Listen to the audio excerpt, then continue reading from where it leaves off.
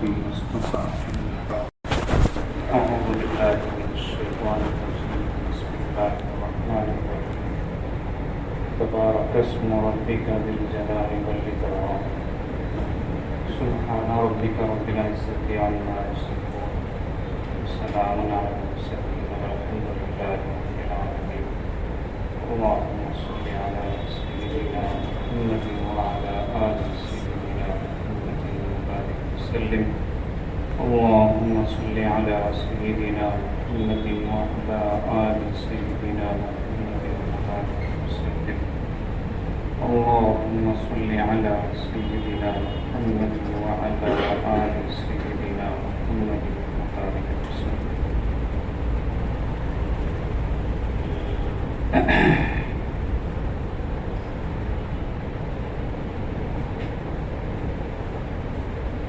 اللہ پاک کا نام اللہ ہے، یہ ان کا اپنا ذاتی نام ہے۔ اس کو ہم یوں بھی کہہ سکتے ہیں کہ اصلی نام، جیسے جو بچہ دنیا میں پیدا ہوتا ہے والدین اس کا ایک نام رکھتے ہیں جو آفیشیل یوز ہوتا ہے، اسکول میں، کالج میں، یونیورسٹی میں، آفیسز میں، ادھر ادھر ڈاکومنٹس وغیرہ پہ ایک نام لکھتے ہیں، اور ایک نام عرفی ہوتا ہے جو گھر میں بلایا جاتا ہے، پکارا جاتا ہے، لیکن اصلی نام اس کا بھی ہوتا ہے جو آفیشیل یوز ہوتا ہے، دفتری اعتبار سے استعمال ہوتا ہے۔ اللہ پاک کے ویسے تو بہت پیارے پیارے اور اچھے اچھے نام ہیں، لیکن ان کو صفاتی نام کہتے ہیں۔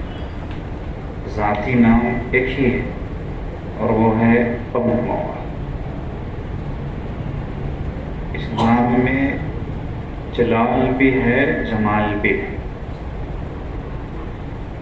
جلال مطلب یہ ہے کہ نام لو تو ایک رعب پڑے، بزرگی معلوم ہو، بڑائی معلوم ہو، ایک ایسی کیفیت ہو سننے والے پر اور بولنے والے پر کہ بھئی یہ کوئی معمولی چیز نہیں ہے، یہ ہلکی پھلکی چیز نہیں ہے، یہ کسی عظمت والے کا نام ہے۔ یہ لفظ بتاتا ہے کہ جس کے لیے بھی یہ لفظ بولا جائے گا یا بولا جاتا ہے اس کے اندر ایک ہیبت ہے، ایک دبدبہ ہے۔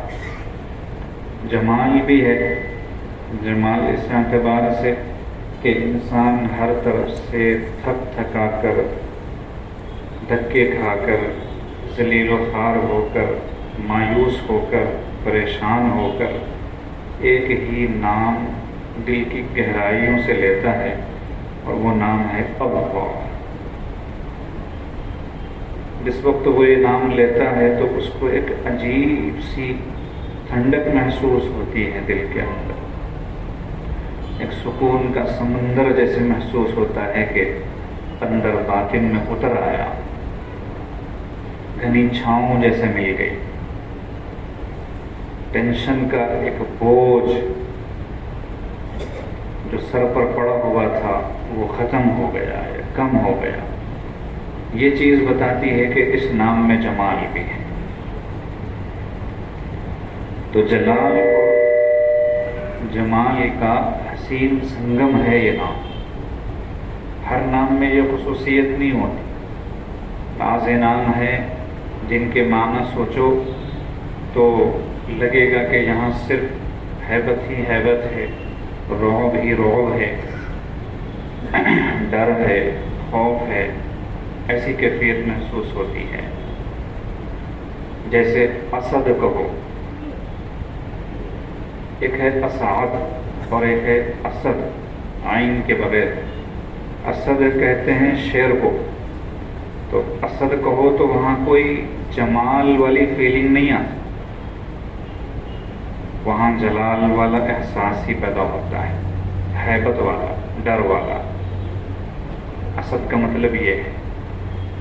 ایسے ہی اس سے بھی آسان مثال ایک اور شمس الدین اگر کہو تو وہاں کوئی جمال نہیں ہے.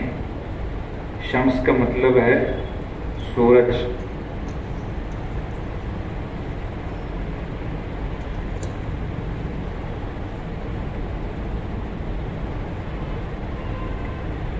سورج میں کوئی جمال نہیں ہو. سورج کی مثال تو جلال کو سمجھانے کے لیے دی جاتی ہے. کسی کی مجال نہیں کہ وہ سورج کو آنکھ بھر کر دیکھ سکے.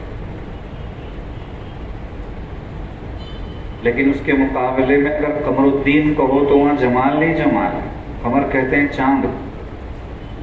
چاند میں جمال ہے. وہ جو جمال کی کیفیات ہم نے بتائی ہیں وہ سب چاند میں محسوس ہو سکتی ہیں کھلی آنکھوں. تو شمس الدین اگر کہیں گے تو جلال و جمال کا احساس نہیں ہوگا. ایسے ہی قمر الدین کہیں گے تو جلال و جمال کی فیلنگ نہیں آئے گی. کہیں جلال تو کہیں جمال، مگر اس میں اللہ ایسا نام ہے کہ دونوں کی فیلنگ آئے گی. ایک انسان غلطی کر رہا ہو، نافرمانی کر رہا ہو، منمانی والی زندگی گزار رہا ہو، اس کے سامنے اللہ کا نام لیا جائے تو تھوڑی دیر کے لیے ڈر جائے. بھئی یہ وہ ذات ہے جو مجھ سے بدلہ لے سکتی ہے. یہ وہ ذات ہے جس کو طاقت حاصل ہے پوری پوری کہ مجھ سے میرے کیے کا ایک ایک کر کے حساب لے. اور ایک آدمی جو اللہ کا صحیح معنوں میں بندہ بن کر زندگی گزارنے کی کوشش کر رہا ہے، نیکی تقوی والی زندگی گزار رہا ہے، گناہوں سے بچتا ہے، اللہ کو راضی رکھنے کی فکر میں ہر وقت لگا رہتا ہے، اس کے سامنے اللہ کہو تو اس کے اوپر اثر دوسرا ہوگا. اس کو محبت کی چاشنی محسوس ہوگی، اس نام میں لذت ملے گی، وہ اس نام کو بار بار سننا چاہے گا. جیسے حضرت ابراہیم علیہ السلام ایک دفعہ بکریاں چرا رہے تھے. ان کو اللہ سے اتنی گہری محبت تھی کہ بس دیوانے تھے اللہ کے. اللہ نے خود انہیں خلیل اللہ کہا کہ اللہ کا انتہائی گہرا دوست، جگری دوست. خلیل کے معنی یہ آتے ہیں. تو آزمایا گیا ان کو فرشتوں کی طرف سے. اللہ کی خدمت میں درخواست پیش کر کے فرشتہ آیا اور اس نے انسانی شکل اختیار کی، لیکن چھپ گیا اور چھپ کر اس نے اللہ کہا، زور سے پکارا اللہ کا نام لے کر. ابراہیم علیہ السلام مچل گئے کیونکہ ان کے دل میں اللہ پاک کی شدید محبت تھی. وہ ادھر ادھر گھومنے لگے، ڈھونڈنے لگے کہ یہ آواز دینے والا کون ہے، کہاں سے دے رہا ہے، کدھر سے آواز آئی. جنگلوں میں ایسا ہوتا ہے کہ اگر کوئی آواز دے تو آواز گونجتی تو ہے، لیکن اس کا پتہ لگانا بہت مشکل ہوتا ہے کہ آواز کس سمت سے آئی. ایسے لگتا ہے جیسے چاروں طرف سے آ رہی ہو. تو اب وہ ڈھونڈنے لگے. اچانک سے وہ فرشتہ انسانی شکل میں سامنے آ گیا. تو حضرت ابراہیم علیہ السلام نے فرمایا کہ بھائی تم ہی ہو جس نے میرے محبوب کا نام لیا، کوئی اور تو یہاں ہے نہیں. تم سے ایک گزارش ہے کہ ایک دفعہ اور لو نا نام. مجھے بہت مزہ آیا سن کر. لمبا واقعہ ہے. مقصود یہ ہے کہ جس آدمی کی زندگی اللہ کی غلامی والی ہوتی ہے اسے وہ نام سن کر مزہ آتا ہے، اور جس کی زندگی نفس کی غلامی والی ہوتی ہے وہ اس نام کو سن کر دور بھاگتا ہے. مؤذن کی آواز آئے اللہ اکبر اللہ اکبر اور دل اس آواز کی طرف مائل نہ ہو تو اس انسان کو اس وقت کے لیے کم از کم اپنے آپ کو اللہ کا بندہ نہیں سمجھنا چاہیے. اسے اس بات کا حق حاصل نہیں ہے کہ وہ یہ کہے کہ میرا نام عبداللہ ہے. عبداللہ کا مطلب اللہ کا بندہ. وہ کیسا بندہ ہے جو اذان کی آواز سنے اور اس طرف اس کا دل مائل ہو. اس دنیا میں ویسے بھی اگر نیک اعمال کیے جاتے ہیں اور گناہوں سے بچا بھی جاتا ہے تو اللہ کا جو ڈنڈا ہے اس سے ڈر کر ہوتا ہے کہ قبر میں مار پڑے گی، حشر میں ذلت ہوگی، جہنم میں جلنا ہوگا. زندگی اجیرن ہوگی، معاشی پریشانی آئے گی، اللہ کو چھوڑ کے کہاں جائیں گے، فلاں فلاں فلاں، ان نیتوں سے اللہ کی مانی جاتی ہے اس دور میں۔ محبت میں ڈوب کر اللہ کے تعلق کو دل میں بسا کر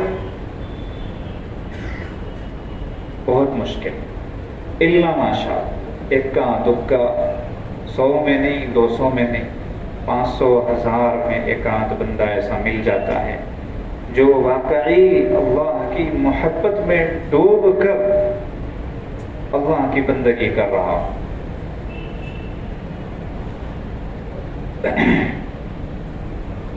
جیسے بزرگ فرماتے ہیں کہ اللہ پاک سے یوں عرض کرو کہ اے اللہ مجھے آپ سے محبت ہے، اور یہ محبت کیوں ہے؟ بس یوں ہی ہے، کوئی غرض نہیں ہے آپ سے، آپ جنت میں ڈالیں نہ ڈالیں مجھے اس سے کوئی سروکار نہیں، جہنم سے بچائیں نہ بچائیں مجھے اس سے کوئی سروکار نہیں، دنیا میری خوشحال بنائیں نہ بنائیں مجھے اس سے کوئی سروکار نہیں، میں بیمار ہوں مجھے صحت دے یا نہ دیں مجھے اس سے کوئی سروکار نہیں، آپ سے کوئی غرض نہیں ہے، یوں ہی آپ سے مجھے محبت ہے۔ ایسی محبت اللہ کو مطلوب ہے بندوں سے۔ ہمارا معاملہ یہ ہے کہ ہم اللہ سے محبت کا اظہار کریں گے بھی تو غرض کے پوری ہونے، بھائی ہمیں اپنے اللہ سے تو بہت محبت ہے، بھائی کیوں محبت ہے؟ اس لیے یہ محبت ہے کہ ہمارے سارے کام ایک ایک کر کے ہو گئے، بچے کمانے دھمانے لگ گئے، بچیوں کے اچھے موقعوں پر اچھی جگہوں پر نکاح ہو گئے، فلاں ہو گیا فلاں ہو گیا، ہمیں اپنے اللہ سے بہت محبت ہے۔ یہ غرض والی محبت ہوگی۔ اللہ پاک بندے کو اتنا آزمائیں کہ وہ تڑپ اٹھے لیکن پھر بھی کہے کہ مجھے اپنے اللہ سے محبت ہے۔ اللہ اپنے بندوں سے وہ دیکھنا چاہتے ہیں، لیکن یہ تو بڑوں کی باتیں ہیں، بڑوں نے ایسے امتحان دیے اور ایسے امتحانوں میں سرخرو بھی ہوئے، 100 کے 100 نمبر لے کر کامیاب بھی ہوئے۔ ہمیں بس ان کے بارے میں اس زمانے میں سن کر یا پڑھ کر یا دوسروں کو سنا کر کم از کم عبرت حاصل کرنی چاہیے، سبق حاصل کرنی چاہیے کہ کل اللہ کے دربار میں ایسے عاشق بندے کھڑے ہوں گے تو ہم ان کے سامنے کیسے سر اٹھا کر جی سکیں گے، وہاں کیسے کہہ سکیں گے کہ ہمارا نام بھی عبداللہ تھا، ہمارا نام بھی حبیب اللہ تھا، ہم بھی اللہ سے محبت کیا کرتے تھے، کیسے کہہ پائیں گے؟ آج اس جو بات عرض کرنا چاہ رہا ہے، جو بات سمجھانا چاہ رہا ہے، اس کا خلاصہ اور مغز اگر آپ سمجھنا چاہیں تو بس اتنا ہے کہ اس زمانے میں اکثر یہ بات عاجز کہتا ہے، اکثر، کہ اس زمانے میں اللہ کا نام بھی، اللہ کا کام بھی اللہ کے تعلق کے 1% کے بغیر ہو رہا ہے۔ 1% اللہ کا تعلق دل میں نہیں، ذرہ برابر اللہ کی محبت دل میں نہیں، اور ہم بہت کچھ کر بھی رہے ہیں، بول بھی رہے ہیں، سن بھی رہے ہیں، لکھا بھی رہے ہیں، پڑھا بھی رہے ہیں، بہت کچھ ہو رہا ہے، لیکن وہ بات جو اللہ کو چاہیے اور جو مطلوب ہے ان کو، وہ ہم میں نہیں، وہ ہمارے اندر نہیں ہے۔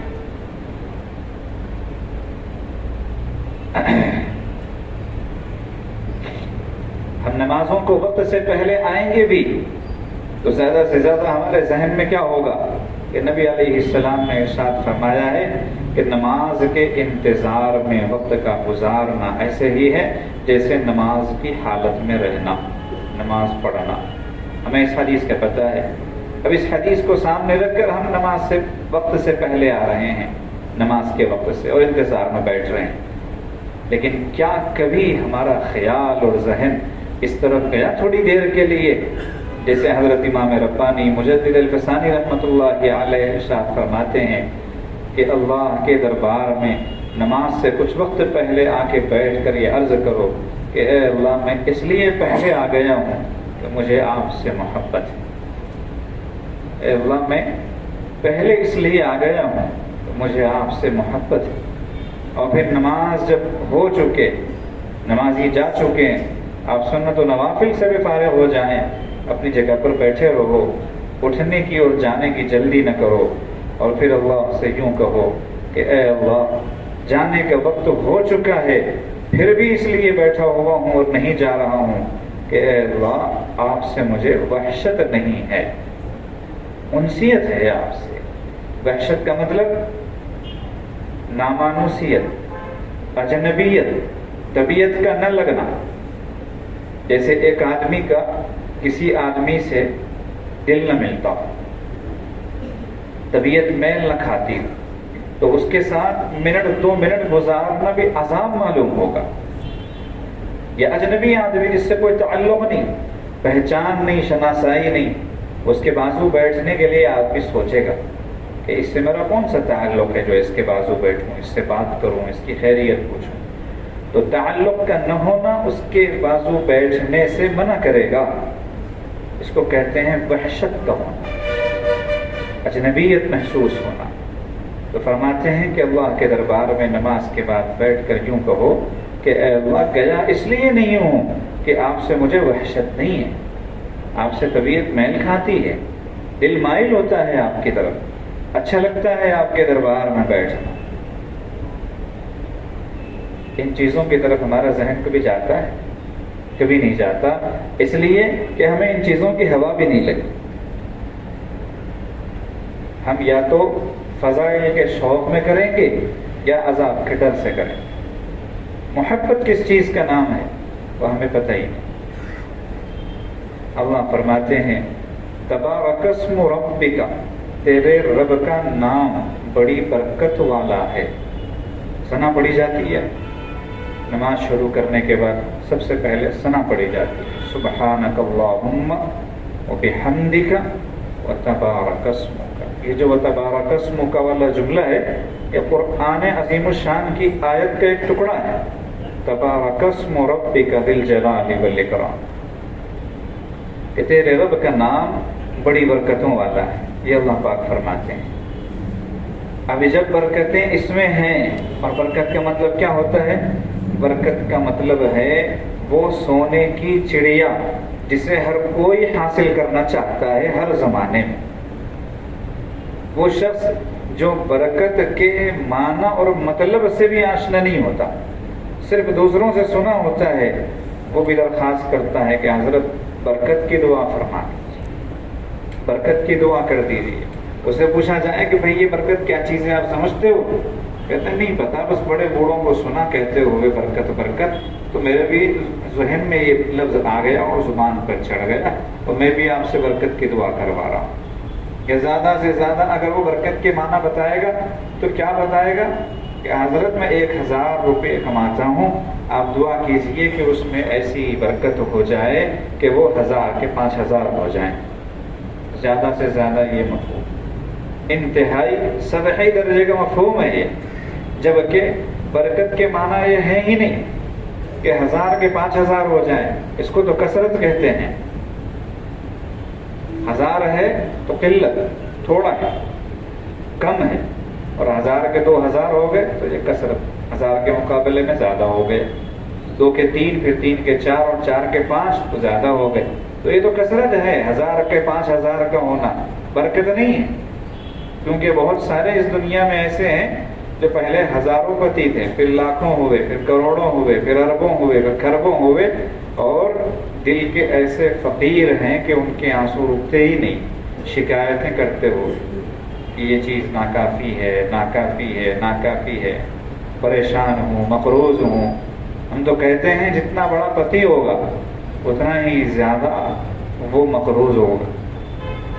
کہتے ہیں کروڑوں کماتا ہوں، لاکھوں چلے جاتے ہیں، پھر بچتا کچھ بھی نہیں. تو یہ برکت نہیں. ایک آدمی 2 کروڑ کمائے اور بچے کچھ نہیں تو برکت والا تھوڑی ہے وہ. اب اگر کوئی آدمی 2 لاکھ کمائے اس کے مقابلے میں اور سوچے کہ 2 کروڑ کماتا ہے، یہ تو میرے مقابلے میں برکت والا ہے، نہیں، غلط بات. برکت والا نہیں، زیادتی والا ہے. اور زیادتی کا ہونا برکت کا مطلب نہیں ہے.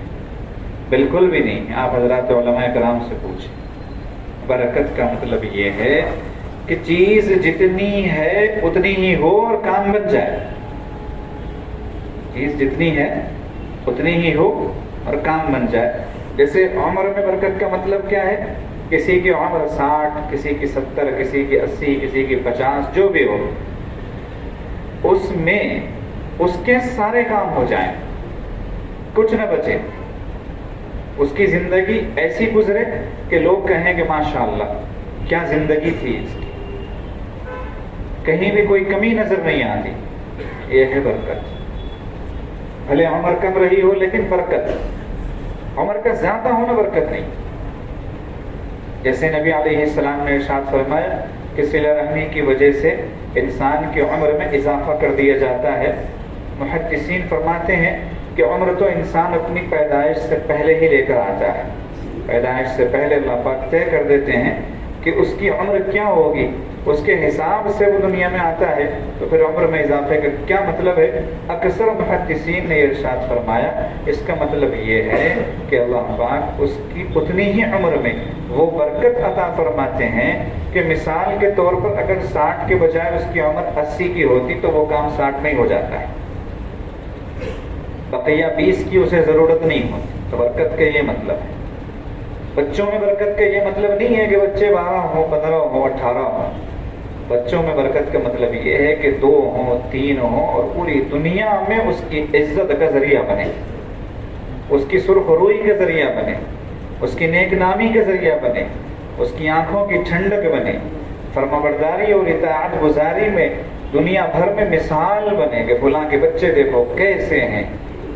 2 ہیں لیکن دونوں سورج اور چاند ہیں. کہتے ہیں نا، عموماً کہا جاتا ہے معاشرے میں اس طرح. یہ ہے برکت.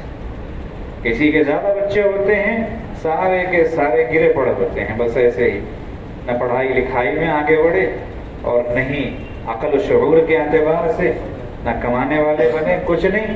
بوڑھے ماں باپ پر بوجھ بن گئے، درد سر بن گئے، معاشرہ ان سے پریشان. زیادہ بچے ہیں، حالانکہ پورے محلے میں اتنے بچے کسی کے نہیں. تو کوئی کہے گا کہ بھئی یہ برکت والے ہیں کہ ان کو اتنے بچے ہیں. تو ہمیں شریعت یہ سکھاتی ہے کہ برکت کا مطلب ہے کام تھوڑا ہو لیکن وقت تھوڑا ہو، یا پھر پونجی تھوڑی ہو، سرمایہ تھوڑا ہو، مدت تھوڑی ہو، کام پورا ہو جائے. یہ مطلب ہے برکت کا. تبارک اسم ربک، تیرے رب کا نام برکتوں والا ہے. اب یہاں سمجھنا یہ ہے کہ اللہ پاک کا نام برکت والا کیسے ہے. اللہ پاک کا نام برکت والا ایسے ہے کہ ایک آدمی اللہ کہے تب بھی اسے بہت کچھ ملے گا، اور ایک آدمی اللہ اللہ اللہ اللہ مسلسل کہتا جائے اس کو بہت سے زیادہ بہت کچھ ملے گا. یعنی تھوڑا لینے والا، کم لینے والا، ایک آدھ دفعہ لینے والا وہ بھی محروم نہیں رہا، اور زیادہ لینے والا وہ بھی محروم نہیں رہا. ایسے ہی کسی نے رات نیند کی حالت میں کروٹ بدلتے ہوئے اللہ کہا. حدیث پاک میں آتا ہے کہ اللہ کی طرف سے جواب آتا ہے لبیک یا عبدی، میرے بندے بتا، حاضر ہوں، کیا حاجت ہے تیری، کیا مسئلہ ہے تیرا. نیند کے عالم میں جبکہ اس کا ہوش بھی مکمل نہیں ہے، ایسی حالت میں وہ اللہ کہتا ہے تو اللہ کی طرف سے آواز آ رہی ہے بندے کو، یہ ہے برکت. یہ ہے برکت. بسم اللہ کہتا ہے ایک جانور، اگر بغیر بسم اللہ کے اگر ذبح کر دیا جائے اسے حرام ہو جاتا ہے، اسے کھایا نہیں جا سکتا. لیکن ایک مرتبہ بہت ہلکی سی آواز میں، ہلکے انداز میں بسم اللہ کہنے سے حلال ہو جاتا ہے. یہ ہے اللہ پاک کے نام کی برکت. ہمارے حضرت جی دامت برکاتہم اور ارشاد فرماتے ہیں کہ اللہ کے نام کی برکت دیکھنا ہو تو یوں دیکھو کہ 2 جوڑا جو ہوتا ہے، اس کا نکاح ہوتا ہے، ایک مرد ایک عورت، یہ دونوں ایک دوسرے کے لیے حرام تھے، ناجائز تھے. ایک دوسرے کی طرف دیکھنا ان کے لیے حرام تھا، آواز سننا ایک دوسرے کی ان کے لیے حرام تھا. ایک دوسرے سے بات چیت کرنا حرام تھا، ساری چیزیں ناجائز تھی۔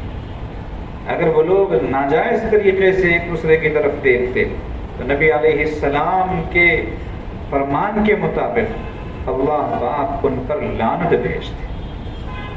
کہ نبی علیہ السلام نے فرمایا لعن اللہ الناظر والمنظور الیہ، بد نظری کرنے والے پر اور جس کے ساتھ بد نظری والا معاملہ ہو رہا ہے دونوں پر اللہ لعنت برسائے۔ یہ بد نظری ایسی بلا ہے، بد نگاہی ایسی بری بلا ہے، دیکھنے والا بھی ملعون ہے اور جس کو دیکھا جا رہا ہے وہ بھی ملعون ہے۔ کیوں؟ اس لیے کہ وہ سبب بنا ہے اس کے لیے بد نظری کرنے کا۔ اگر وہ اپنے آپ کو چھپا کر رکھتا، پردے میں رکھتا، تو سامنے والا بد نگاہی بھی نہیں کرتا۔ اس نے وہ دعوت دی اپنے آپ کو سنوار کر، بنا کر، سجا کر، اس لیے نبی علیہ السلام نے دونوں کے لیے بد دعا کی۔ تو اتنا خطرناک معاملہ کہ ناجائز طریقے سے ایک دوسرے کو دیکھیں گے تو لعنت برسے گی، لیکن اللہ کا نام لے کر جب مجلس نکاح میں وہ ایک دوسرے کے ساتھ متعلق ہوتے ہیں تو پیارے اللہ کے نام کی برکت یہ ہے کہ وہ دونوں ایک دوسرے کے لیے حلال ہو جائے، جائز ہو جائے۔ جو ایک لمحے بھر کے لیے، آدھے منٹ پہلے، چند سیکنڈ پہلے ایک دوسرے کے لیے اجنبی تھے،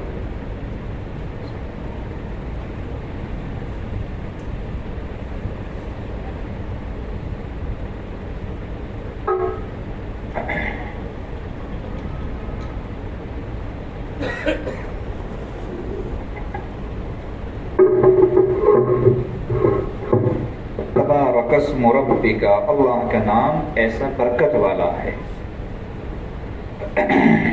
اب ہم اس برکت والے نام کو چھوڑ کر ایک بات ضمن عاجز عرض کرتا ہے، یاد آ گئی، ایسے فیشن والے نام اختیار کرنا چاہتے ہیں جہاں برکت تو دور کی بات ہے، نحوست ہی نحوست ہے۔ ایسے نام ہم اختیار کرنا چاہتے ہیں اپنی اولاد کے لیے، اولاد در اولاد کے لیے، اور چاہتے ہیں کہ ایسا نام ہم اپنے بچے کا رکھیں جو پہلے کبھی نہ سنا گیا ہو نہ رکھا گیا ہو، لوگوں کو بالکل نیا لگے۔ ایک جگہ عجیب معاملہ ہوا، اب تک تو نام یاد ہی نہیں ہو سکا، جس کو باوجود یاد کرنے کی کوشش کی۔ اپنی بچی کا نام رکھا کچھ انہوں نے، اور جب ان سے پوچھا گیا کہ بھئی اس کا ترجمہ کیا ہے، معنی کیا ہے، جیسے ایک ڈاکٹر کے سامنے ایک آدمی کسی میڈیسن کا نام لے، ٹھیک ہے، اب وہ ڈاکٹر صاحب وہ ٹیبلٹ کا نام سن کر پوچھیں کہ یہ کیسا نام ہے، تو اب وہ صاحب اس ٹیبلٹ کی خصوصیت بھی بتائیں کہ یہ فلاں کام کرتی ہے، تو اب وہ ڈاکٹر بیچارہ کیا کرنا چاہیے اس کو چاہیے کہ وہ سوچے گا کہ میں اپنی سرٹیفکیٹ لے جا کے اپنے کالج میں سبمٹ کر دیتا ہوں، ان کو دوبارہ واپس کر دوں گا، یہ کہہ کر کہ میری پڑھائی فضول ہے۔ ایک جگہ گیا تھا، وہاں میں نے ایک ٹیبلٹ کا نام سنا، اور جب پوچھا کہ یہ کون سی ٹیبلٹ ہے، یہ کیسا نام ہے، تو وہ اس کی خصوصیتیں بھی بتانے لگا، جبکہ مجھے تو ہوا بھی نہیں لگی اپنی پوری طالب علمی کے زمانے میں، 5 سال میں نے سنا بھی نہیں۔ تو ٹھیک ایسا ہی معاملہ ہوا کہ میں ایک عالم دین ہو، وہ جانتا ہی ہو کہ کون سا لفظ عربی کا ہے، کون سا فارسی کا ہے، کون سی زبان کا ہے، اور اس کے معنی کیا ہوتے ہیں۔ اب اس کے سامنے لوگ گوگلنگ کر کے نام رکھ کے اس کے معنی بتاتے ہیں کہ حضرت صاحب اس نام کے یہ معنی ہے، ہمیں حیرت ہوتی ہے، ہم بھی اب ماشاءاللہ کہیں کہ انا للہ کہیں، اپنی معلومات پر ماتم کریں کہ ان کی معلومات پر سبحان اللہ اور ماشاءاللہ کہیں، کچھ سمجھ میں نہیں آتا۔ تو عجیب و غریب نام اور اس کا عجیب و غریب ترجمہ، حیرت ہوگی۔ تو ہم آج کل ان دنوں فیشن والے نام تلاش کر رہے ہیں۔ نبی علیہ السلام نے کیا ارشاد فرمایا؟ ترمذی شریف کی روایت میں ہے، آپ علیہ السلام فرماتے ہیں ان احب الاسماء الی اللہ عبد اللہ و عبد الرحمن، کہ تمام ناموں میں سب سے زیادہ محبوب نام اللہ کو عبد اللہ ہے اور عبد الرحمن ہے۔ محدثین فرماتے ہیں یہی 2 ناموں میں محدود نہیں ہے اللہ کی محبت کہ اللہ کو یہی 2 نام پسند ہیں، بلکہ ہر وہ نام اللہ کو پسند ہے جس کی نسبت اللہ کی طرف۔ جیسے کلیم اللہ، یہ بھی اللہ کا پسندیدہ نام ہو سکتا ہے. کیوں؟ اس لیے کہ نسبت اللہ سے ہو گئی. آپ فیشن والے ناموں کی نسبت تو اللہ سے نہیں کر سکتے. تو نام بھی ایسے ہونے چاہیے جن کی نسبت اللہ کے ساتھ ہو، تو خود بخود وہ نام برکت والا ہو جاتا ہے، کیونکہ اللہ کی نسبت ملی ہوئی ہے. اور پوری دنیا جس کے نام کے ساتھ میں لفظ اللہ جوڑ کر اس کو بلاتی رہی، کیا بعید ہے کہ کل اللہ پاک اسی بنیاد پہ اس کی مغفرت فرما دیں کہ تم کو پوری زندگی میرے نام کے ساتھ جوڑ کر پکارا جاتا رہا، چلو میں اسی بات پر تمہاری مغفرت کر دیتا ہوں. تو اتنے بابرکت نام کو چھوڑ کر ہم دوسری طرف جانا پسند کرتے ہیں. اب یہ برکت ہمیں ملے گی کیسے؟ اللہ پاک کا جو بابرکت نام ہے، اس نام کی برکت حاصل کیسے ہوگی؟ ہمارے حضرت جی دامت برکاتہم ارشاد فرماتے ہیں، آپ برکت کو آزمانا چاہتے ہیں، چیک کرنا چاہتے ہیں کہ وہ کیسی ہوتی ہے، کب ملتی ہے، تو ذرا اس کو بار بار لے کر دیکھو. کیسے کرو؟ بار بار لے کر دیکھو. اب یہ بات کہاں سے ثابت ہے کہ بار بار لے کر دیکھو؟ اللہ فرماتے ہیں وَاذْكُرِ اسْمَ رَبِّكَ، وَاذْكُرِ اسْمَ رَبِّكَ، اپنے رب کے نام کی مالا جپتے رہو. یعنی اذکر کا ہم نے ترجمہ کیا، اذکر، یاد کرتے رہو. ایک مرتبہ کے معاملہ نہیں ہے. وَاذْكُرِ اسْمَ رَبِّكَ کا ترجمہ یہ نہیں ہوتا کہ اپنے رب کا نام بولو، اپنے رب کا نام پڑھو، اپنے رب کا نام کہو. نہیں، ذکر اسی وقت ہوتا ہے جب بار بار. ہمارے حضرت جی دامت برکاتہم مثال دے کر ارشاد فرماتے ہیں کہ ایک بچہ اپنی ماں سے جدا ہو کر باہر ملک گیا کمانے دمانے، اور وہاں سے آ کر اس نے یہ کہا کہ ماں میں نے آپ کو ایک دفعہ یاد کیا. تو ماں کی طبیعت پر، دل پر کیا اثر ہوگا اس کے اس جملے کا؟ کوئی محبت کا سمندر جوش مارے گا ماں کے دل میں. اپنے بچے کو اچھا سمجھے گی کہ برا سمجھے گی؟ کہے گی یہ تو نے میرے ساتھ میں گستاخی کی، مذاق اڑایا میرا. وہ کیسے؟ کہ کہتا ہے ماں میں نے آپ کو ایک دفعہ یاد کیا. تو ایک دفعہ یاد کرنا نہیں سمجھا جاتا، بار بار یاد کرنا سمجھا جاتا ہے. اس لیے وَاذْكُرِ اسْمَ رَبِّكَ کا مطلب یہ ہوگا کہ بار بار یاد کرو. اب سوال پیدا ہوتا ہے کہ بار بار کا مطلب کیا ہے؟ کتنی بار، کتنی دفعہ؟ تو ہمارے حضرت دامت برکاتہم ارشاد فرماتے ہیں اس سوال کا جواب اللہ نے دوسری جگہ دیا اپنے پاک کلام میں. کیا فرماتے ہیں؟ الذین یذکرون اللہ قیاما وقعودا وعلی جنوبہم. عقل مند لوگوں کی صفات بیان فرما رہے ہیں اللہ پاک کہ عقل مند کون ہے؟ وہ جو اللہ کو یاد کرتے ہیں. کیسے؟ کھڑے ہونے کی حالت میں، وقعودا بیٹھے ہونے کی حالت میں، وعلی جنوبہم لیٹے ہونے کی حالت. تین حالتوں، انسان کی تین ہی حالتیں، یا کھڑا ہوگا، یا بیٹھا ہوگا، یا لیٹا ہوگا. آپ کہیں گے ہوا میں اڑنا بھی تو ایک حالت ہے، لیکن روزانہ کون اڑتا ہے؟ صبح شام 2 مرتبہ کون اڑتا ہے؟ آپ کہیں گے تیرنا بھی تو ایک حالت ہے، تو تیرنا لیٹ کر ہی تو ہوتا ہے. تو اکثری حالت انسان کی جو ہے وہ 3 ہے، کھڑا ہونا، بیٹھنا، لیٹنا. اللہ فرماتے ہیں کہ ان تینوں حالتوں میں مجھے یاد کرنے والے جو بندے ہیں نا، وہ عقل مند لوگ ہیں. اب بتائیے، اگر ہم اللہ کو اپنی پوری زندگی میں کھڑے اور بیٹھے اور لیٹے ہونے کی حالت میں کم سے کم 3 مرتبہ یاد نہ کیے ہوں، تو کیا ہم عقل مند کہلانے کے حقدار، عقل مندوں کی صف میں آ سکتے ہیں؟ ہمیں پیدا کرنے والا ہمیں عقل مند کہے اور سمجھے، یہ دلیل ہے کہ دنیا ہمیں چالاک کہے، ہوشیار کہے، یہ دلیل ہے ہمارے سمجھدار ہونے. تو اصل عقل مند، اس لیے حضرت والا تھانوی رحمۃ اللہ علیہ ارشاد فرماتے ہیں کہ عقل مند کا اطلاق اگر ہو سکتا ہے تو وہ صرف اہل اللہ پر ہو سکتا ہے. وہ صرف اللہ والوں پر ہو سکتا ہے. وہ کیوں؟ اس کی دلیل ارشاد فرماتے ہیں کہ جس نے اس دنیا سے منہ موڑ لیا، دنیا سے دل توڑ لیا اور آخرت کی طرف اپنا جھکاؤ کر لیا، اللہ سے تعلق پیدا کر لیا، اس سے بڑا عقل مند کون ہو سکتا ہے؟ کیونکہ وہ یہ سمجھ چکا ہے کہ یہ دنیا چھوٹنے والی ہے، ختم ہونے والی ہے، اس دنیا سے میرا کوئی لینا ہے نہ دینا ہے، اور وہ اللہ کی طرف متوجہ اس سے پہلے ہی ہو گیا جب اسے ایک دن ہونا ہی ہونا ہے.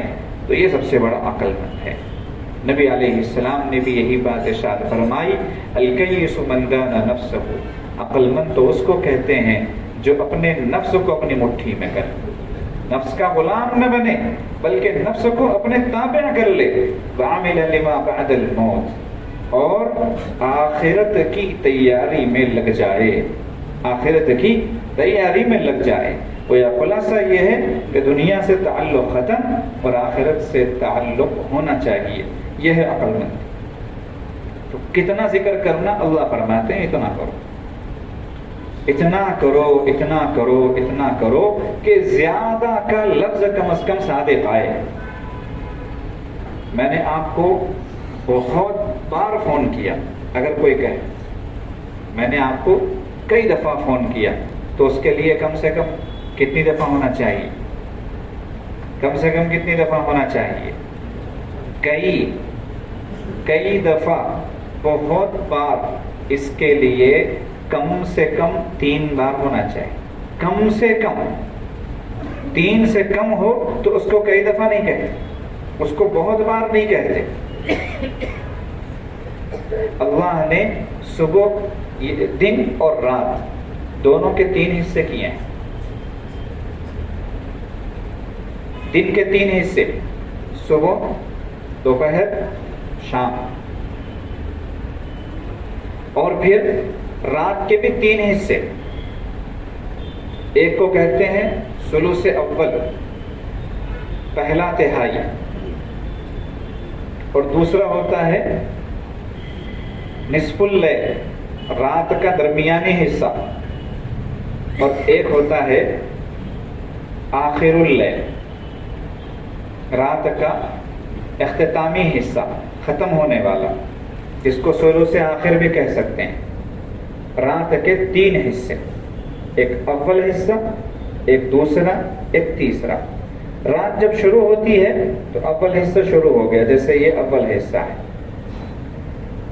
اور اوقات کی تقسیم کے اعتبار سے بطور آسانی کے سمجھنا چاہیں، 10 بجے کے بعد کا جو حصہ شروع ہوتا ہے وہ ہے درمیانی حصہ، اور رات کے 2 بجے کے بعد سے جو حصہ شروع ہوتا ہے وہ ہے آخری حصہ. تو رات کے بھی 3 حصے، دن کے بھی 3 حصے.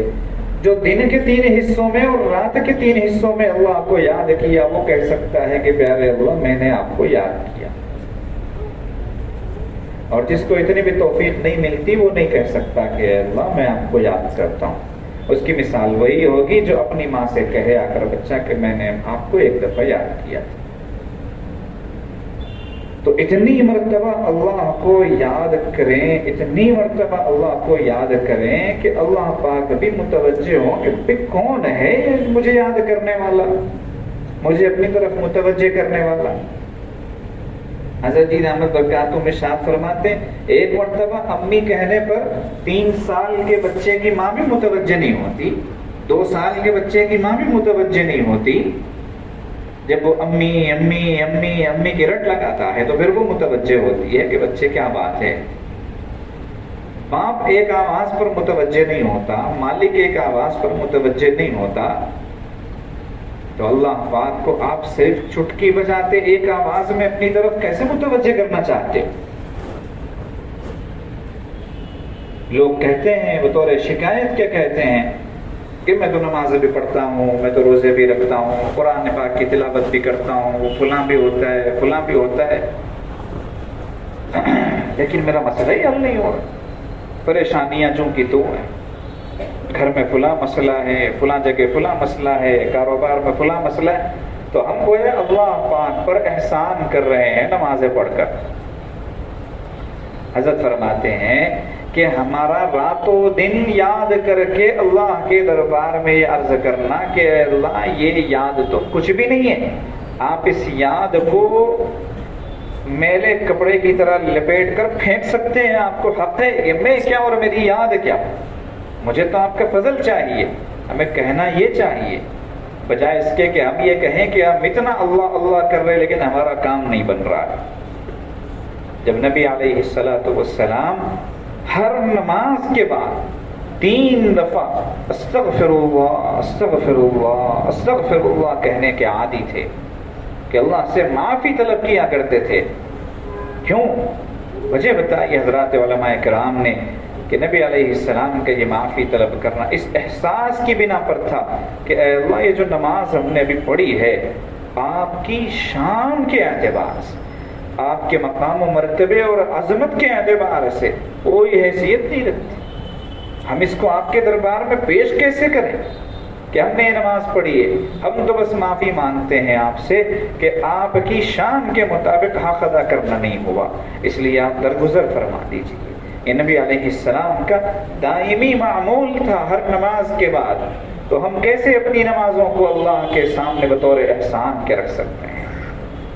اللہ فرماتے ہیں کہ جو کچھ ہوگا وہ میرے فضل و کرم کی بنیاد پر ہوگا۔ نبی علیہ السلام نے یہی بات ارشاد فرمائی کہ دیکھو جنت کا جو معاملہ ہے اللہ کے ہاں بخشش کا اکرام کا جو معاملہ ہے وہ اللہ کے فضل پر موقوف ہے۔ فضل کا مطلب ہے مہربانی۔ آدمی جا کے کہتا نا، کوئی بھکاری ہوتا ہے فقیر ہوتا ہے، کیا کہتا ہے؟ صاحب دے دو، آپ کی بڑی مہربانی۔ مطلب آپ کو دینے کا کوئی مجھے یہ حق نہیں بنتا کہ آپ مجھے دیں، میرا حق ہے کہ آپ دینا ہی دینا ہے، فرض ہے آپ کے اوپر، واجب ہے، ایسا کچھ نہیں ہے، دے دیں آپ کی بڑی مہربانی۔ یہی اللہ پاک کا معاملہ ہے، اللہ کی مہربانی، اس کے لیے لفظ فضل استعمال ہوتا ہے۔ اللہ فرماتے ہیں اگر اللہ کا فضل نہ ہوتا تو کبھی تم پاک نہ ہوتے، تمہیں کوئی منہ نہ لگاتا، لیکن یہ اللہ کی مہربانی ہے کہ جس کو چاہتے ہیں اسے پاک کرتے ہیں، اسے صاف ستھرا بناتے ہیں۔ تو نبی علیہ السلام نے جب فضل والی بات ارشاد فرمائی تو ایک صحابی نے پوچھا کہ یا رسول اللہ کیا آپ بھی جنت میں اللہ کے فضل کے بغیر نہیں جائیں گے؟ ولا انت یا رسول اللہ، آپ بھی نہیں جائیں گے؟ تو نبی علیہ السلام نے فوراً فرمایا ولا انا، میں بھی نہیں جاؤں گا۔ یہ نبی علیہ السلام کا فرمان، ولا انا، میں بھی نہیں، سب کا یہی معاملہ ہے۔ جب نبی علیہ السلام اپنے آپ کو اس اصول اور قانون سے مستثنا نہیں کر رہے ہیں تو ہم کیسے اپنی عبادتوں پر ناز کر سکتے ہیں، اپنے کاموں پر ناز کر سکتے ہیں؟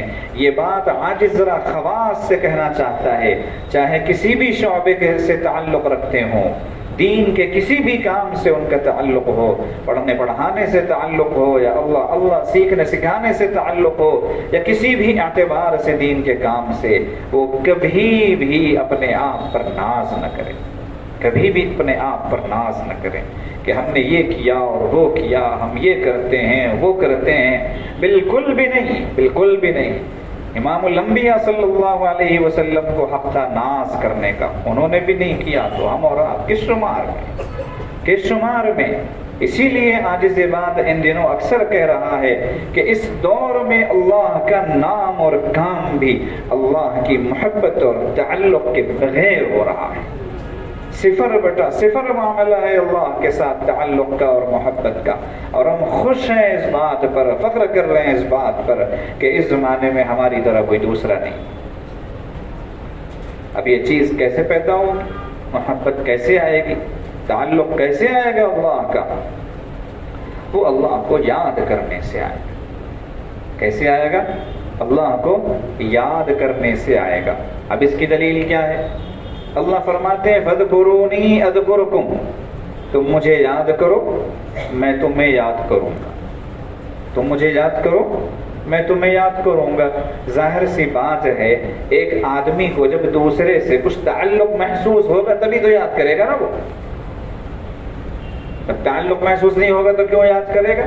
جیسے ایک دوست کسی دوسرے کو اپنا دوست سمجھتا ہے، کوئی فلاں آدمی میرا دوست، اب اس سے مل بھی رہا ہے، فون بھی کر رہا ہے غائبانہ میں، دوسرے کے سامنے اس سے تعلق کا اظہار بھی کر رہا ہے، اس کو دعوت بھی دی، فلاں بھی کیا، لیکن صاحب اس کی طرف سے کوئی رسپانس ہی نہیں ہے، وہ کبھی یاد نہیں کرتا، نہ کبھی فون کرتا ہے، نہ کبھی آ کر ملتا ہے، نہ کسی سے کوئی پیغام بھیجتا ہے، تو یہ 2-4 دن کے بعد، مہینے 2 مہینے کے بعد کہے گا کہ بھئی میں نے تو بہت کوشش کر لی، لیکن ایسے لگتا ہے کہ اس کو مجھ سے کوئی تعلق نہیں ہے، لہذا میں نے اپنی طرف سے کانٹیکٹ ختم کر دیا، اب وہ والی بات نہیں رہی۔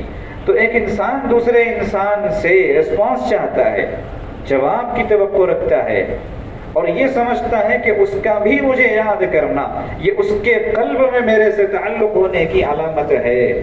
تو اللہ پاک کا یہی معاملہ ہے، اللہ پاک یاد کر کے آپ کو رسپانس دے رہے ہیں، جواب دے رہے ہیں کہ دیکھو مجھے بھی تم سے تعلق ہے۔ کیوں؟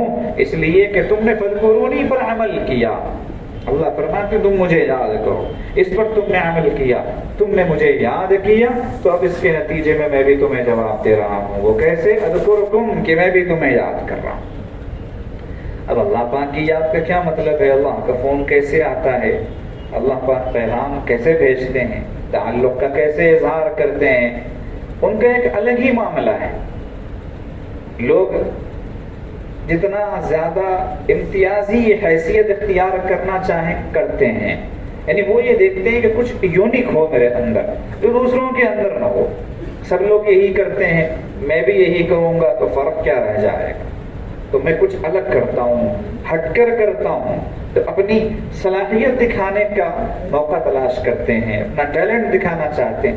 اللہ پاک کا ایک الگ معاملہ ہے۔ اللہ کہتے ہیں میرا الگ معاملہ ہے، جب میں تم کو یاد کرتا ہوں، تم کو چاہتا ہوں، تو تمہیں ایسے محسوس ہوگا کہ تم نے غلط کیا مجھے یاد کر کے، تم نے مجھے یاد کر کے غلط کیا، حالانکہ صحیح بات یہی ہے کہ تم نے مجھے یاد کیا، تو اس یاد پر مجھے اتنا پیار آ جا کہ اب میں نے تمہارا ذرا سا، جیسے بچے کو نوچتے ہیں نا، ہلکا سا چونٹی لینا بھی جس کو کہتے ہیں، تو بچہ تھوڑا سا بل بھی جاتا ہے، رونے بھی لگتا ہے، آنکھوں سے آنسو بھی نکل جاتے ہیں، لیکن سامنے والا اس سے وہ اظہار محبت کر رہا ہوتا ہے۔ اب کوئی آدمی اس کو نہیں ڈانٹتا کہ تم نے بچے کو تکلیف دی، تم ظالم انسان ہو، تم کو عقل نہیں ہے، شعور نہیں ہے، تم نے بچے کے ساتھ ایسے کیسے کیا؟ بچے کے ساتھ تو وہی کرنا ہے، اور کیا کر سکتے ہیں اس کے ساتھ میں؟ اس کے ساتھ محبت کا اظہار وہی ہے۔ تو اللہ پاک جس بندے کے ساتھ محبت کا اظہار کرتے ہیں اس کی چونٹی لیتے ہیں، اس کے ساتھ یہ معاملہ کرتے ہیں۔ اب وہ ہلکا سا کبھی پریشان ہوتا ہے، کبھی معاش کے مسئلے میں پریشان ہوتا ہے، روزگار کے مسئلے میں، کبھی صحت کے مسئلے میں پریشان ہوتا ہے، کبھی کوئی اور حال آ جاتا ہے، کبھی کسی دشمن سے پریشان ہو جاتا ہے، کبھی کچھ کبھی کچھ۔ اب وہ کیا سمجھتا ہے؟ اللہ تو مجھ سے ناراض ہے، الٹا سمجھ جاتا ہے، اللہ کو مجھ سے کوئی تعلق ہی نہیں، میں اتنا دھکے کھا رہا ہوں، اللہ پاک پتہ نہیں کیسے دیکھ رہے ہیں مجھے۔ اس زمانے میں چونکہ اس طرح کی چیز اکثر پیش آ رہی ہے، اس لیے آج اس کہہ رہا ہے کہ ہمارے حضرت فرماتے ہیں یا تو 2 باتیں یہاں پر، یا تو یہ ہے کہ اللہ پاک اظہار محبت کر رہے ہیں، یا اپنی طرف کھینچنے کے لیے بہانہ تلاش کر رہے ہیں۔ حضرت فرماتے ہیں کہ تم خوشی خوشی اپنے پروردگار کی طرف چلے جاؤ، بڑھو اس کی طرف۔ جیسے اللہ پاک نے فرمایا تھا آسمان و زمین کو خطاب کر کے، تم دونوں خوشی خوشی میری اطاعت پر آمادہ ہو جاؤ، ورنہ زبردستی بھی مجھے اپنی اطاعت کروانا آتا ہے۔ تو اللہ فرماتے ہیں جب بندہ خوشی خوشی اللہ کی طرف چل کر نہیں آتا تو اللہ پاک اسے پریشانیوں، ہلکی سی مصیبتوں، بیماریوں، تکلیفوں، دنیا کے رنجوں کی رسیوں میں جکڑ کر اپنی طرف کھینچتے ہیں کہ بندے اب تو میری طرف آ جا، لیکن جب بھی نہیں جاتا اللہ کی طرف، تو یا تو یہ بات ہوتی ہے کہ اللہ پاک اس کو اپنی طرف کھینچنا چاہتے ہیں، جس کو نبی علیہ السلام نے یوں سمجھایا کہ اللہ پاک کسی بندے کے لیے اونچے اونچے مرتبے اور مقامات لکھ دیتے ہیں آخرت کے اعتبار سے، جنت کے اعتبار سے۔ اب وہ دنیا میں ایسی زندگی گزار رہا ہے کہ وہاں تک پہنچ ہی نہیں سکتا۔ باپ نے تو امید لگا رکھی ہے کہ میرا بیٹا ڈاکٹر بنے، اور ڈاکٹر بھی ایسا بنے کہ 1000 میں 1 ہو، اور بچے کا جو سیکنڈ تھرڈ کا رزلٹ ہے وہ اس کو پریشان کر رہا ہے باپ. ابتدا میں ہی پریشان ہو گیا بچہ کہ اس سے تو میں توقع نہیں رکھ سکتا, میں نے تو خواب بن رکھے ہیں اس کے بارے میں. اب والد کیا کرتا ہے, اس کے ساتھ میں تھوڑی سختی شروع کرتا ہے.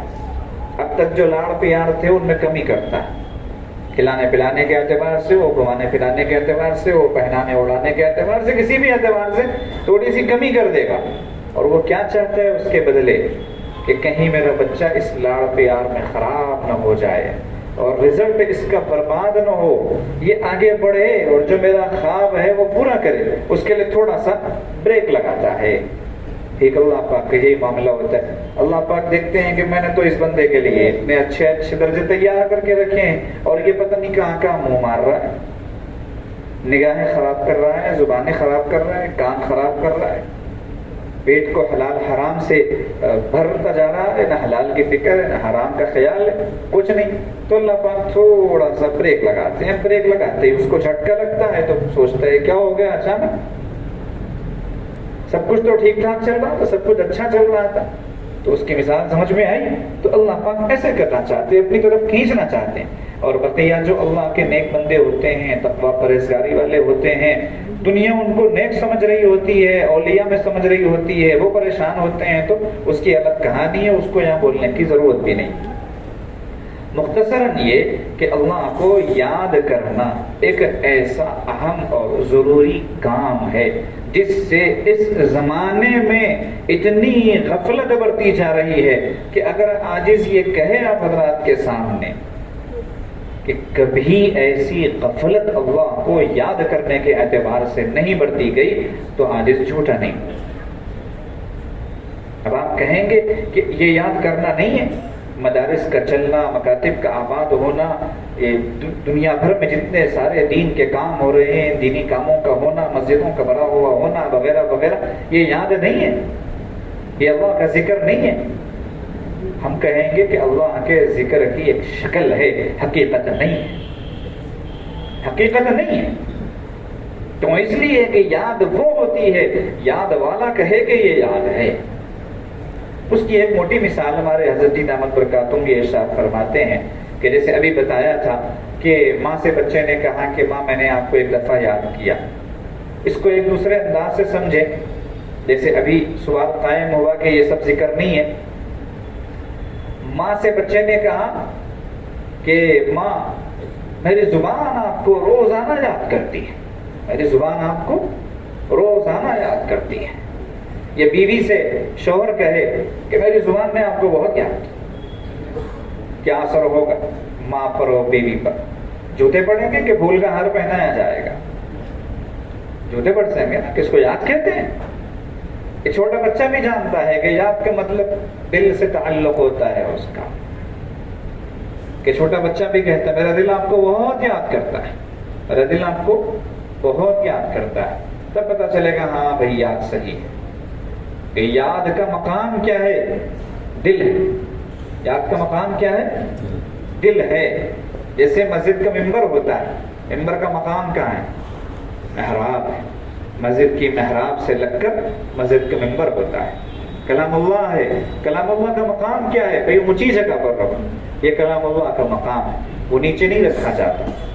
جوتیاں کہاں رکھی ہوتی ہیں؟ مسجد کے باہر سیڑھیوں پر ان کی جگہ ہے, مسجد کے اندر نہیں لایا جائے گا, ان کا وہ مقام ہے. تو ہر چیز کا ایک مقام ہوتا ہے. یاد کا مقام دل ہے, دل, انسان کا دل. اللہ نے اس دل کو پیدا ہی اس لیے کیا ہے کہ اس دل میں اللہ کی یاد بسے, اس دل میں اللہ کی یاد بسے. اسی لیے اللہ نے پیدا کیا ہے دل کو. دل کا ایک ہی کام ہے. ہمارے حضرت فرماتے ہیں دل کے ایک ماہر ڈاکٹر نے ایک دفعہ کہا ہم سے کہ حضرت جب یہ دل دھڑکتا ہے تو ہم نے بہت غور کیا کہ یہ کہتا کیا ہے. اس کی جو دھڑکن ہے, جتنی ساؤنڈز ہے, جتنی آوازیں ہیں, ان کا کوئی نہ کوئی لفظ بنتا ہے. اس کا کیا لفظ بنتا ہے؟ تو ہم نے بہت غور کیا تو ہمیں محسوس ہوا کہ یہ دل جو ہے لب ڈب کہتا ہے. ایسے انہوں نے کہا کہ یہ لفظ بنتا ہے, اس کا بہت قریب ترین لفظ ہے. اس سے ہٹ کر اور دوسرے الفاظ میں تکلف کرنا پڑے گا، یہ لفظ بنتا ہے لب ڈب لب ڈب۔ حضرت نے کہا کہ ڈاکٹر صاحب آپ کی نظر تو بہت نیچے گئی، آپ نے لب ڈب پہ کام ختم کر دیا اپنا۔ ہم نے تو ہمارے مشائخ سے جو اوپر کی نظر سیکھی ہے، جو گہری نظر حاصل کی ہے، جو باطن کو دیکھنے والی نظر حاصل کی ہے، اس نظر سے دیکھ کر کہیں گے کہ آپ کا یہ دھڑکنے والا دل لبڈب نہیں کہہ رہا، وہ رب رب کہہ رہا ہے۔ کیا کہہ رہا ہے؟ کیا کہہ رہا ہے وہ؟ رب رب کہہ رہا ہے، لبڈب نہیں کہہ رہا۔ آپ کو غلط فہمی ہو رہی ہے۔ تو دل کا کام ہی یہ ہے بیچارے کا کہ وہ رب رب کہتا رہتا ہے، اور ہم اس دل میں پتہ نہیں کیسی کیسی گندگیاں ڈالتے جاتے ہیں آئے دن۔ ہمارے حضرت کے الفاظ میں ہم نے اس دل کو ٹریش کین بنا رکھا ہے، کچرے کا ڈبہ۔ جتنا کچرا ہم ڈالتے ہیں نا ٹریش کین میں، گھر میں رکھے ہوتے ہیں کچرے کے ڈبے، جو بھی ناقابل استعمال چیز ہے، استعمال کے بعد میں بچ جانے والی چیز ہے یا خراب چیز ہے، جو کچھ اس میں ڈالتے اور اس کے قریب نہیں جاتے کہ بھائی اس میں گندگی ہوتی ہے، اس کو ہم باہر لے جا کر پھینکیں گے۔ ایسا ہم نے اپنے دل کو بنایا ہوا ہے، اور اس دل کو دوسرے الفاظ میں حضرت جی دامت برکاتہم یوں ارشاد فرماتے ہیں، شیئرنگ ٹیکسی بنا کر رکھا ہے۔ جیسے ایک گاڑی میں کئی لوگ بیٹھتے ہیں، اس کو کہتے ہیں شیئرنگ ٹیکسی۔ تھوڑے تھوڑے پیسے سب دیتے ہیں اور ایک ہی گاڑی میں، ایک ہی آٹو وغیرہ میں جو بیٹھتے ہیں۔ تو ہمارا دل بھی ایسا ہی ہے، اس کو بھی بٹھا لیا، اس کو بھی بٹھا لیا، فلاں کو بھی بٹھا لیا، فلاں کو بھی بٹھا لیا، اور سب سے کہتے میرا دل آپ کو یاد کرتا ہے، میرے دل میں آپ کی بڑی محبت ہے، میرے دل میں آپ کا بڑا تعلق ہے۔ حالانکہ یہ دل ہے ایک، ہمارے حضرت فرماتے ہیں ہے ایک، اور ایک ہی کے لیے، ایک ہے اور ایک ہی کے لیے۔ اللہ پاک کو توحید سے اتنا مطلب ہے، اتنا مطلب ہے، ہلکا سا بھی شرک برداشت نہیں کرتے اللہ تعالیٰ، ہلکا سا، اتنا بھی ڈاٹ کے برابر بھی۔ اس کو سمجھانے کے لیے ہمارے مشائخ ارشاد فرماتے کہ اپنا نام انہوں نے ایسا بنایا اللہ کہ اس میں کہیں نقطہ نہیں، کہ نقطہ بھی ان کو برداشت نہیں۔ چونکہ اس دل کو انہوں نے اپنا گھر بتایا، اپنا جلوہ گاہ بتایا، اپنی تجلیات کا مرکز بتایا کہ میری نظر وہاں پڑتی ہے، میری تجلیات وہاں پڑتی ہیں، تو وہ میں نے ایک ہی بنایا ہے، ایک ہی بنایا ہے، وہ دو نہیں بنایا۔ تو فرماتے ہیں کہ دل ایک ہے اور ایک ہی کے لیے ہے، اس لیے اللہ کو جتنا یاد کریں گے، دل میں جتنی یاد بسائیں گے اللہ کی، اسی قدر اللہ پاک کے نام کی برکتوں کا ہمیں اندازہ ہوگا۔ اس کے بعد ہم صرف زبان سے کچھ کہیں گے اور اللہ اسے پورا کر کر رہیں گے۔ نبی علیہ السلام فرماتے ہیں دنیا میں بہت سارے بندے ایسے بھی رہتے ہیں جن کے بال پراگندہ، جسم میلے کچیلے، کپڑے بھی کچھ صاف نہیں، دنیا والوں کی نظر میں وہ ایسے ہی گرے پڑے لوگ، لیکن اللہ کے ہاں ان کے دل کی وجہ سے اتنا بڑا مقام ہوتا ہے، لو اقسم علی اللہ لابرہ، کہ اگر وہ اللہ پر قسم اٹھا کر کوئی بات کہہ دیں تو اللہ پاک اسے پورا کر کے رہے، پورا کر کے رہے۔ کیوں؟ اس لیے کہ اس کا دل ایسا ہوتا ہے کہ اس دل میں اللہ کے علاوہ کوئی نہیں ہوتا، اللہ پاک لاج رکھتے ہیں اسے۔ اللہ احسان کبھی اٹھا کر نہیں رکھتے، یہ بات یاد رکھنا، الجزاء الاحسان الا الاحسان، اللہ کا اصول ہے، یہ اللہ نے جو اصول بنائے نا اپنے لیے، ان میں ایک اصول ہے، اہم اصول، کہ احسان کا بدلہ صرف احسان، تو یاد کا بدلہ صرف یاد ہے۔ اور جب اللہ پاک اپنے ہو جاتے ہیں، اس بندے کے ہو جاتے ہیں، تو بتائیے اب وہ بندہ پوری دنیا کا بے تاج بادشاہ ہے کہ نہیں؟ جو اللہ کا ہو گیا ساری چیزیں اس کی ہو گئی، اور جو اللہ کا نہیں ہوا اسے پچھتانا پڑے گا، اسے تو رونا پڑے گا۔ اللہ پاک اٹھا کر نہیں رکھتے، فوراً دے دیتے ہیں۔ تو یہ دل اگر اللہ کی یاد سے زندہ ہوگا تو نبی علیہ السلام ارشاد فرماتے ہیں کہ اسی کو زندہ کہیں گے، اسی کو زندہ کہیں گے، ورنہ اگر دل میں اللہ کی یاد نہیں ہوگی تو جسم بھلے زندہ ہو لیکن اس کو مردہ کہا جاتا ہے۔ کہ نبی علیہ السلام نے فرمایا اپنے پروردگار کو یاد کرنے والا بندہ مثل زندہ کے ہے اور یاد نہ کرنے والا بندہ مثل مردہ کے ہے۔ ہمیں چاہیے کہ ہم اپنے دل کو اللہ کی یاد کے لیے فارغ کریں۔ بہت سارے اس میں وہ ہیں جو پہلے سے بیعت ہیں، اور بیعت کا مطلب کیا ہے؟ بیعت کا مطلب یہ ہے کہ بھئی آپ کو پہلی فرصت میں یہ بات بتائی گئی تھی کہ آپ ذکر کی خاص مقدار روزانہ کریں، روزانہ کے اعتبار سے کریں، پابندی سے کریں۔ وہی نہیں کیا تو پھر بیعت کا کیا مطلب؟ وہ تو ٹائم پاس والا معاملہ ہو گیا۔ اس لیے عہد کیجئے کہ ہم اپنے دل کو اللہ کی یاد کے لیے فارغ کریں۔ جب یاد کے لیے ہم فارغ کریں گے تو اس دل میں اللہ کی محبت اتنی بھرے گی، اتنی بھرے گی، اتنی سمائے گی کہ پھر بندہ خود کوشش بھی کرے گا کہ اب اس دل میں کوئی دوسرا آئے تو کوئی دوسرا نہیں آ سکتا۔ یہ کیفیت ہو جاتی ہے۔ کیسے کیسے مشائخ ہمارے اس دنیا میں گزرے ہیں، ہم کہتے ہیں ہمارے لیے بہت مشکل ہے، اس زمانے میں مشکل ہے، پچھلے زمانے کی بات اور تھی، فلاں تھی۔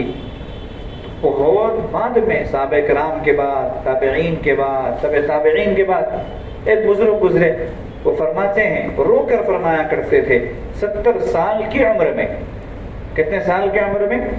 70 سال کی عمر میں۔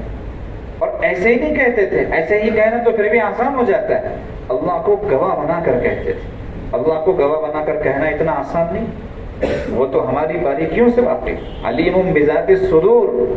ابھی ہم کو پتہ ہی نہیں کہ دل میں کیا چیز آنے والی ہے، ان کو پہلے سے معلوم ہے کہ اس کے دل میں کیا آنے والا ہے۔ ایسے کو گواہ بنانا آسان نہیں ہے، تو اللہ کو گواہ بنا کر کہتے تھے کہ اے اللہ آپ اس بات پر گواہ ہیں، آپ اس بات پر گواہ ہیں کہ میری اس پوری زندگی میں اس دل میں آپ کے علاوہ کوئی نہیں رہا۔ آپ گواہ ہیں اس بات، ایک لمحے کے لیے بھی اس دل میں آپ کے علاوہ کوئی نہیں رہا۔ معمولی بات نہیں۔ ہاں، ظاہری اعتبار سے ایک آدمی لمبی لمبی نقلیں پڑھتا ہوا نظر آ رہا ہو، تسبیح پر ہاتھ پھیرتا ہوا نظر آ رہا ہو، خوب تلاوتیں کرتا ہوا نظر آ رہا ہو، خوب حج عمرہ کرتا ہوا نظر آ رہا ہو، خوب صدقہ خیرات کرتا ہوا نظر آ رہا ہو، بہت اچھی چیزیں ہیں، کرنا بھی چاہیے، بہت ثواب ہے، عند اللہ مقام و مرتبہ بھی ملے گا، سب چیزیں اپنی جگہ پر مسلم اور مانی جائیں گی، لیکن ان سب کے مقابلے میں وہ شخص عند اللہ یعنی اللہ کے نزدیک زیادہ مقام و مرتبے والا اور زیادہ عزت والا ہوگا، جو باطنی اعتبار سے ایک ایک سیکنڈ کے اعتبار سے، اندرونی اعتبار سے کسی کو دکھائی نہیں دے رہا کہ اس بندے کا کیا مقام ہے، کیا مرتبہ ہے، وہ باطنی اعتبار سے ایک ایک سیکنڈ کے اعتبار سے اللہ کے قریب ہوتا جا رہا ہے، اللہ کے قریب ہوتا جا رہا ہے۔ دنیا اس کو سمجھ ہی نہیں رہی ہے، لیکن وہ اس اعتبار سے کہ سیکنڈ کا فرق نہیں پڑ رہا، اللہ کے قریب ہوتا جا رہا ہے۔ نبی علیہ السلام کے لیے اللہ نے یہ بات ارشاد فرمائی ہے سورہ والضحیٰ میں، وَلَلْآخِرَةُ خَيْرٌ لَكَ مِنَ الْأُولَىٰ، کہ محبوب علیہ السلام آپ کا ہر آنے والا لمحہ پچھلے لمحے سے بہتر ہے، ہر آنے والا لمحہ پچھلے لمحے سے بہتر ہے۔ کیوں؟ اس لیے کہ ہاں پچھلے لمحے میں جس قدر اللہ سے قریب تھے، جس قدر اللہ سے قریب تھے، اللہ کا تعلق آپ کو حاصل تھا، اگلے لمحے نے آپ کو اور بڑھا دیا، پھر اس لمحے میں آپ جو کچھ بھی تھے اللہ کے نزدیک، آنے والے لمحے نے اور بڑھا دیا، یہاں تک کہ نبی علیہ السلام کے جب دنیا سے تشریف لے جانے کا وقت آیا تو اس لمحے تک بھی آپ کا تعلق اللہ سے بڑھ ہی رہا تھا مسلسل۔ جس کو یہ دولت میسر ہو جائے، جس کو یہ نعمت حاصل ہو جائے، وہ دنیا کا سب سے خوش نصیب بندہ ہے کہ اس کا ہر آنے والا لمحہ اسے اللہ سے قریب کرتا جا رہا ہے۔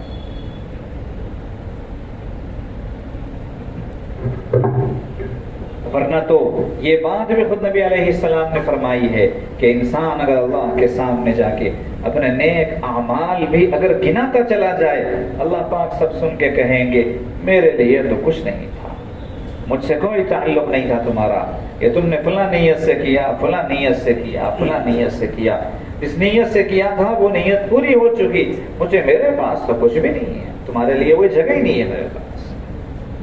اس لیے اللہ کا تعلق بہت ضروری ہے۔